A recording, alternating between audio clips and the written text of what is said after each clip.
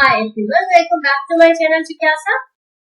आप लोगों की नॉलेज को एनहांस करने के लिए फिर से लेके आए हैं हम एक नया वीडियो। और आज का जो हमारा टॉपिक है दैट इज रिक्रूटमेंट। रिक्रूटमेंट हमने ऑलरेडी कवर कर लिया है इससे पिछले वीडियो में। आज जो हम पढ़ने वाले हैं that is sources of recruitment. Now sources of recruitment में हमारे दो तरह के सोर्सेज होते हैं। पहला हमारा होता है इंटरनल सोर्सेज एंड दूसरा हमारा होता है एक्सटर्नल सोर्सेस। अब इंटरनल सोर्सेस से हमें क्या समझ में आता है, मतलब internal within an organisation. तो वो रेफरेंसेस या वो रिक्रूटमेंट्स जो कि हमारी ऑर्गेनाइजेशन नीड्स को अपनी ऑर्गेनाइजेशन के अंदर से ही पूरा कर लेते हैं, उसे हम कहते हैं इंटरनल सोर्सेस। अब इंटरनल सोर्सेस में हमारा जो पहला सोर्स होता है दैट इज ट्रांसफर और दूसरा सोर्स होता है हमारा प्रमोशन। ट्रांसफर क्या होता है, एक ऑर्गेनाइजेशन में एक एम्प्लॉय को एक डिपार्टमेंट से दूसरे डिपार्टमेंट में ट्रांसफर कर दिया जाता है या एक ब्रांच से दूसरे ब्रांच में ट्रांसफर कर दिया जाता है, जिसमें की जो हमारी नॉलेज रिक्वायर्ड है सेम होनी चाहिए, जो हमें रिस्पॉन्सिबिलिटीज दी जाएंगी वो भी सेम होगी, उसे हम ट्रांसफर कहते हैं। तो प्रमोशन का मतलब होता है जब हम हमारी ऑर्गेनाइजेशन में लोअर हायरार्की से अपर हायरार्की में किसी एक इंडिविजुअल को मूव कराते हैं, उसे हम कहते हैं प्रमोशन।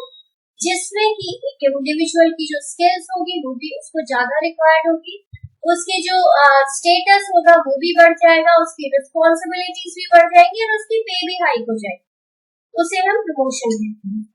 नाउ थर्ड हमारा है retirement and retrenched employees who want to return to company may be high.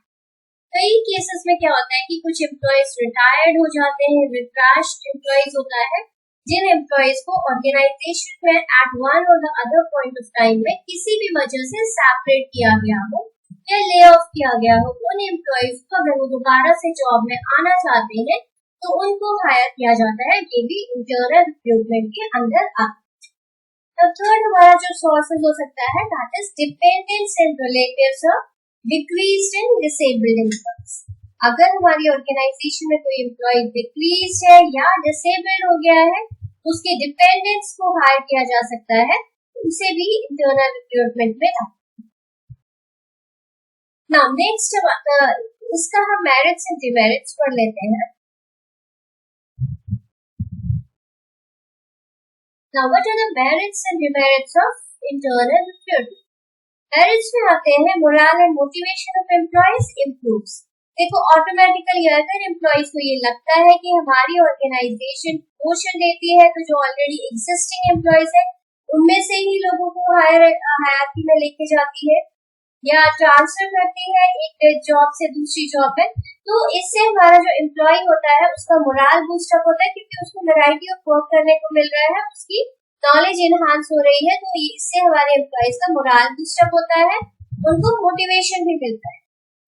Next हमारा promotes loyalty and commitment amongst employees due to sense of job security and advancement. देखो भाई साफ साफ बात है, अगर ऑर्गेनाइजेशन में एम्प्लॉयज को हमने कहा कि वो उनको प्रमोट किया जाता है, तो प्रमोशन से या फिर जो ऑलरेडी रिटायर हो गए हैं या फिर जिनकी जो रिट्रैश हो गए हैं उन एम्प्लॉयज को हायर किया जाता है, तो वो हमारी ऑर्गेनाइजेशन की तरफ ज्यादा लॉयल होते हैं, ज्यादा कमिटेड होते हैं, ज्यादा फोकस करके काम करते हैं। और क्योंकि उनको भी पता है कि हमारे पास एक sense of security, job security उन्हें मिलती है कि भाई हमारी ऑर्गेनाइजेशन हमारे लिए हमारी जॉब हमारी ऑर्गेनाइजेशन में सिक्योर है, अपार्ट फ्रॉम दैट एडवांसमेंट के चांसेस भी देती है, तो ये हमारी ऑर्गेनाइजेशन के लिए एक बेनिफिशियल है। तो नेक्स्ट हमारा chances of proper higher selection है। Chances of proper selection is high because देखो जो ऑलरेडी हमारे एम्प्लॉयज के रेफरेंसेस से आ रहे हैं या फिर जो जिन्होंने हमारी ऑर्गेनाइजेशन में काम किया हुआ है या फिर जो ऑलरेडी काम कर रहे हैं, वो जो एम्प्लॉयज होंगे उनके बारे में हमें सारी चीजें पता होंगी। सारी चीजें मतलब उनकी स्किल्स कितने डिपेंडेबल है, वो लोग किस तरह के स्किल्स में माहिर है वो लोग, तो उनके बारे में हमें ज्यादा अच्छे से नॉलेज होगी एज कम्पेयर टू कि जो एक आउटसाइडर हमारी ऑर्गेनाइजेशन में आता है वो हमारे लिए अननोन है। तो इसलिए हम कह सकते हैं कि जो चांसेस ऑफ प्रॉपर सिलेक्शन होती है वो ज्यादा अच्छी होती है इन केस ऑफ जिन लोगों को हम जानते हैं, ठीक है। नेक्स्ट हम आते हैं present employees familiar with organisation and surround. जो ऑलरेडी एग्जिस्टिंग एम्प्लॉइज हैं या फिर जो एग्जिस्टिंग एम्प्लॉइज के रेफरेंसेस से आ रहे हैं, तो उनको हमारी ऑर्गेनाइजेशन के बारे में बहुत सारी चीजें पता होती है, बहुत सारी इंफॉर्मेशन होती है, मतलब जिससे कि वो लोग उन सारे सर्कमस्टेंसेस को एक्सेप्ट करते हैं। तो इससे हम कह सकते हैं कि वो हमारी ऑर्गेनाइजेशन से फेमिलियर है, ऑर्गेनाइजेशन के सराउंडिंग से फेमिलियर है, तो वो ज्यादा हमारी ऑर्गेनाइजेशन को जल्दी अडॉप्ट कर पाएंगे और जल्दी अपना काम शुरू करेंगे। तो नेक्स्ट है time and expenditure for recruitment reduces. देखो टाइम एंड एक्सपेंडिचर हमारा रिड्यूस इसलिए हो जाता है क्योंकि हम बहुत सारे लोगों को हमारी ऑर्गेनाइजेशन में जो इंटरनल अगर हम रिक्रूटमेंट कर रहे हैं, इसका मतलब ये होता है कि हमारे पास बहुत लिमिटेड अपॉर्चुनिटीज अवेलेबल है। उन लिमिटेड अपॉर्चुनिटीज पे ही हम उन लोगों को शिफ्ट कर रहे हैं, मूव कर रहे हैं, उन लोगों को हायर कर रहे हैं। तो it is very less time consuming, इसमें बहुत कम टाइम लगता है, बहुत कम एक्सपेंसेस होता है एज कम्पेयर टू कि हम जनरल पब्लिक को जब बुलाते हैं बहुत सारी एप्लीकेशन आती है, उनमें से स्क्रूटनी करना एंड देन सिलेक्शन प्रोसेस हमारा एक लंबा होता है, which is very time consuming and as well as an expensive process. ठीक है। Now अब हम आते हैं demerits। Now demerits में हमारा जो पहला demerit है that is fail to bring in fresh blood into organization। fresh blood का मतलब होता है जब भी एक ऑर्गेनाइजेशन में बाहर से एक एम्प्लॉय हायर होता है, तो ये कहा जाता है कि वो जो एम्प्लॉय है अपने साथ डिफरेंट तरह की नॉलेज लेके आएगा, स्किल लेके आएगा, उसके जो मोटिवेशन लेवल होगा वो डिफरेंट होगा, तो वो हमारी ऑर्गेनाइजेशन में आएगा। तो हमारी ऑर्गेनाइजेशन में फ्रेश ब्लड का मतलब होता है कुछ इनोवेटिव आइडियाज आएंगे, कुछ नया होगा हमारी ऑर्गेनाइजेशन में। लेकिन अगर हम इंटरनल रिक्रूटमेंट करते हैं तो इससे आ जाते हैं कि वो जो फ्रेश ब्लड हमारा न्यू एम्प्लॉय से आता, जो बाहर से हमारे एम्प्लॉय अगर आते उनसे आता, तो वो नहीं आता। नेक्स्ट है हमारा choice in selection is restricted, because हमने कहा कि हमारे पास कितने एम्प्लॉयज होंगे इंटरनल जिनको प्रमोशन दिया जा सकता होगा या जिनको ट्रांसफर किया जा सकता होगा। तो as compare to the external sources of recruitment, हमारे जो इंटरनल सोर्सेज होते हैं उसमें हमारे पास ऑप्शंस बहुत कम होते हैं।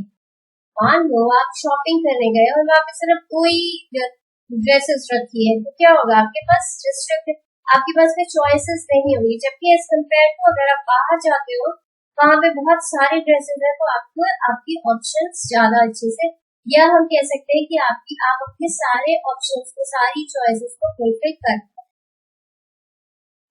नाउ नेक्स्ट डिमेरिट्स पे आते हैं। All vacancies can not be filled from within an organisation. सही बात है, सारी वैकेंसीज, कोई भी तरह की वैकेंसीज या कोई भी स्किल्स चाहिए, सारी स्किल्स हमारे ऑर्गेनाइजेशन में अवेलेबल नहीं होंगे। ये सारे स्किल्स ऐसे अवेलेबल नहीं होंगे कि वो जहाँ पे एक एम्प्लॉय काम कर रहा होगा उसकी रिक्वायरमेंट होगी ना उस जगह, उसे वहां से ट्रांसफर कर देंगे, तो उस जगह पे भी तो किसी न किसी को हायर करना होगा। तो इसलिए हम कहते हैं कि हमेशा ऐसा पॉसिबल नहीं होता कि सारी स्किल्स जो हमें चाहिए वो हमारी ऑर्गेनाइजेशन के अंदर ही अवेलेबल हो। लास्ट डिमेरिट है not available to newly established enterprise. ये सब अगर कोई ऑर्गेनाइजेशन नहीं है, बट ऑब्वियस है उसके पास में पुराने एम्प्लॉयज नहीं होंगे, या फिर ऐसे एम्प्लॉयज नहीं होंगे जो छोड़ के चले गए हैं, जो रिटायर हो गए हैं, या रेफरेंसेस उतने नहीं होंगे। नाउ आते हैं अब external sources of recruitment. External sources which means की आउटसाइड द ऑर्गेनाइजेशन, वो सोर्सेज ऑफ रिक्रूटमेंट जो हमारी ऑर्गेनाइजेशन के बाहर से आते हैं, उन्हें हम एक्सटर्नल सोर्सेज ऑफ रिक्रूटमेंट। तो पहला है हमारा एजुकेशनल इंस्टीट्यूशंस। आजकल बहुत कॉमन है, बहुत ट्रेंड में है। जो भी हमारे प्रोफेशनल कोर्सेज होते हैं, एजुकेशनल इंस्टीट्यूशंस होते हैं, कंपनीज वहाँ पे जाती है, कैंपस इंटरव्यूज लेती है, कैंपस प्लेसमेंट्स होते हैं, उसको ही हम एक्सटर्नल, वो भी हमारा है external sources of recruitment. Various companies visit many colleges which have made arrangements for campus interviews and recruit candidates. Colleges like IITs and IIMs have more than 100 famous companies like Barclays, Boston Consultancy Group Company, and recruiting candidates, वहां पे जाते हैं और candidates को recruit करते हैं।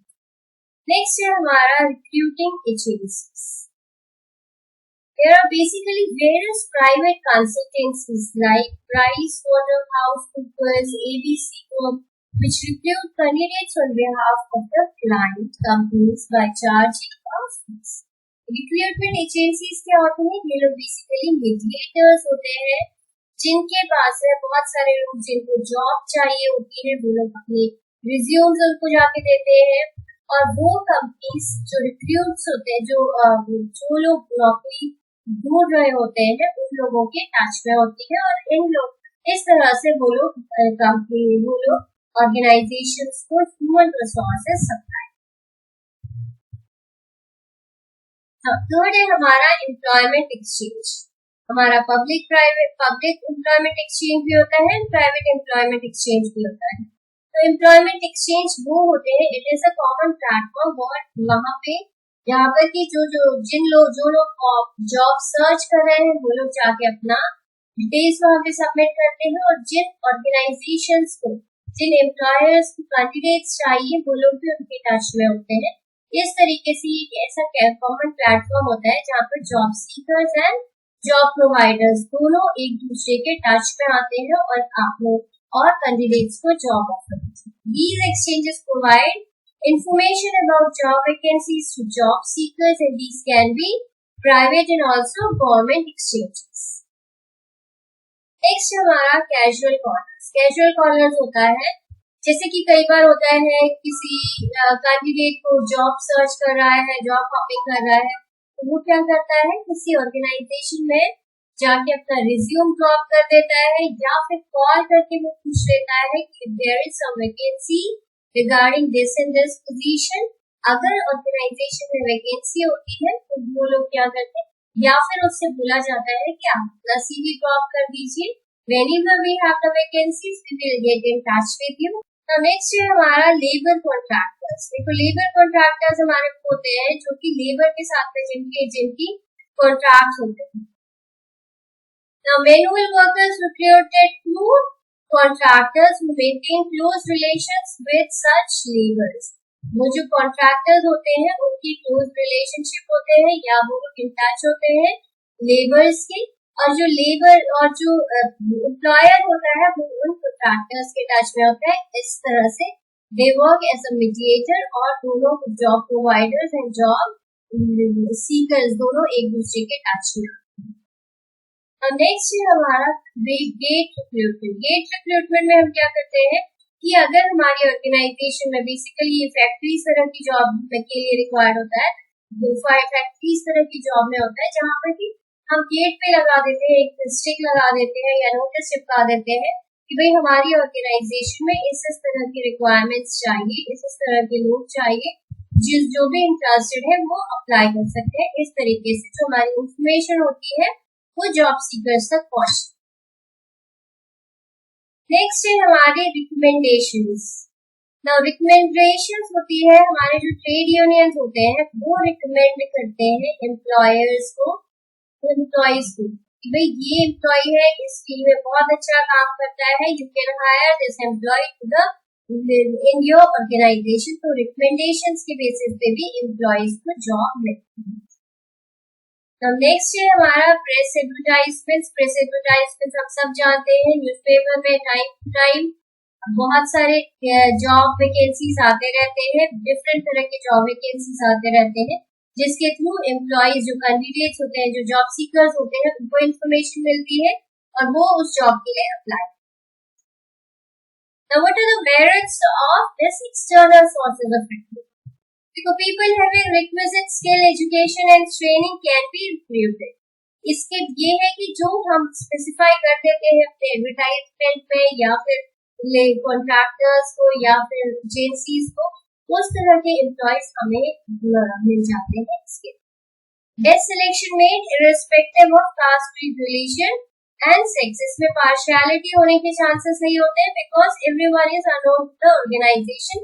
तो और इसके अलावा जो दूसरा होता है कि बहुत सारे ऑप्शंस अवेलेबल होते हैं ऑर्गेनाइजेशन के पास में एक जॉब के लिए, तो दैट इज व्हाई वी से कि बेस्ट सिलेक्शन हो पाता है irrespective of partiality, caste, creed, religion, sex, इन सारी चीजों की बायसनेस नहीं होती है। अपार्ट फ्रॉम ऑप्शंस बहुत सारे अवेलेबल होते हैं जिससे कि सिलेक्शन बेस्ट होना बहुत पसंद है। तो थर्ड अगेन हमने पढ़ा था डिमेरिट्स में पहले वाले इंटरनल सोर्सेस का कि it does not brings new blood to the organisation. In case of external recruitment दूसरी ऑर्गेनाइजेशन से एम्प्लॉयज आते हैं, उनके पास में इनोवेटिव स्किल्स होती है, इनोवेटिव नॉलेज होती है, उस नॉलेज को वो हमारी ऑर्गेनाइजेशन में लेके आते हैं। That is why we say it helps to bring new blood in the organization. Next हमारा मेरिट है expertise and experiences from other organization can be brought. दूसरी ऑर्गेनाइजेशन से expertise, expert knowledge and experience हमारी organisation में आती है which is beneficial for the organization. Next है हमारा never rise up, applications to applicable to new firms. never rise up मतलब external recruitment हमेशा अवेलेबल होती है, हमेशा इस सोर्स को ये ओपन है, ये सोर्स यहाँ से हमेशा जिस तरह के भी एम्प्लॉय चाहिए होते हैं वो अवेलेबल रहते हैं। दैट इज व्हाई वी से it never ड्राइज up, even in case of new employees also ये ऑप्शन अवेलेबल है।